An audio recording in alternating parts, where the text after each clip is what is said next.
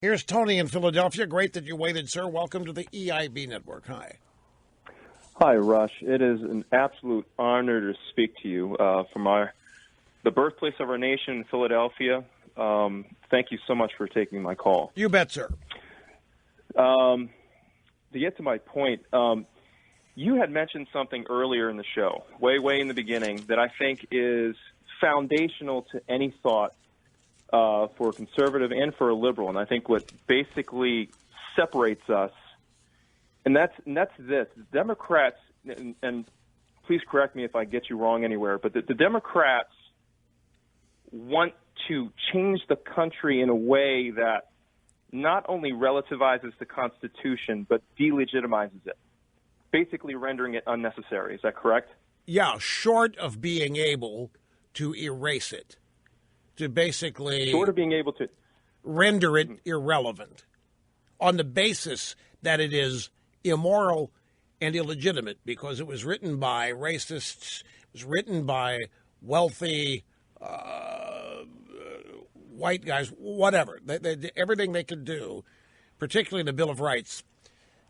First Amendment, if they could rewrite those or somehow make those irrelevant in people's minds, if they can attack the First Amendment, they can attack Second Amendment, free speech, freedom of religion, freedom to assemble. I mean, that would be 50% of their ball game right there. And look, and they're succeeding. They're succeeding against religion and speech. Religion, generally, speech on college campus. Yeah, well, I'm going to go further than you, Rush, and I'm going to say that's basically the foundational principle for their thought. And it's really, I think a lot of, and I think you would agree with me, all those things about, they were racist, they were homophobic. I've even heard that, it's old and outdated. Those are just smokescreens. They absolutely hate the Constitution. They cannot stand it. And the reason why I believe that's the truth is because the Constitution limits their power. It says, no, the power doesn't rely on the government. The power lies in the people. And for them, it's all about power. It's all about power. Now, me as a conservative, now unfortunately, of course, as you've pointed out earlier, under the Obama administration, that process has been greatly accelerated, and that is very unfortunate.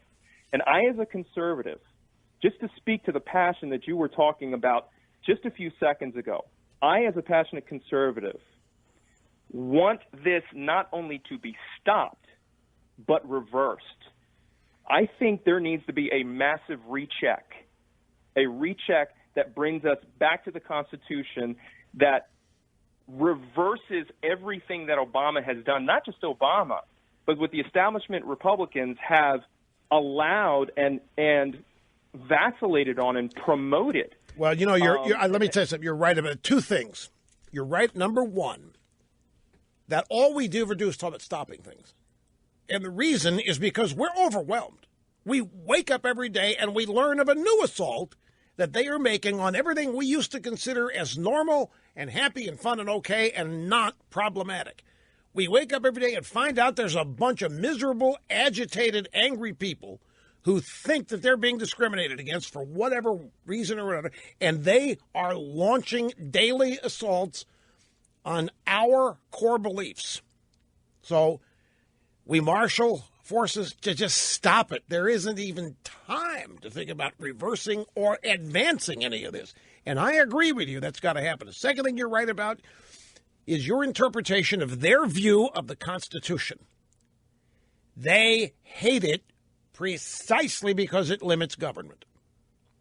They even admit this.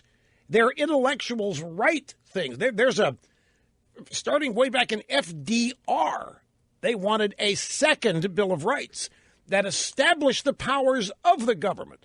But this isn't even taught anymore. The proper role of the Constitution, the reason it's why Hillsdale is doing all that they're doing, giving free courses online, advertising them here on this program. They're desperate to spread the word of the Constitution because it's not being properly taught. The Constitution was written specifically to limit government. The founders knew all too well what the natural tendency of government and bureaucracy is. It is to grow, to smother, to assume power, never relinquish it. It's the end of freedom. The only way government can grow is to deny liberty and freedom as often as possible, under the guise, of course, of expanding it. It's all a big lie. There's this guy named, I keep forgetting his name. He's the husband of Samantha Power. He's a big lawyer. Weird name. Anyway, it'll come to me in just a second. He has actually written, and people debate this intellectually, that the Constitution is a charter of negative liberties. And I remember when I first heard that, some think tank people were explaining it. What do you mean, charter of negative liberty? Cass Sunstein, what kind of perverted mind looks at the Constitution as a charter of negative liberties? And they took me through it. I said, well, all it does is limit government. From the standpoint of a pro-big government, authoritarian, tyrannical thinking type human being, the Constitution is an enemy document. And its liberties as to government are negative, because all it does is tell government what it can't do. It can't stop free speech. It can't stop people worshiping. It can't stop people using guns to protect them. It can't stop this. It can't stop. And they hate it because it is a direct assault on their quest for power. And it's not even something secret. They're open about it now. And because education has been so woefully corrupted, a bunch of young people have no idea what the Constitution really is, and it's a foreign language when they hear it limits government. Okay,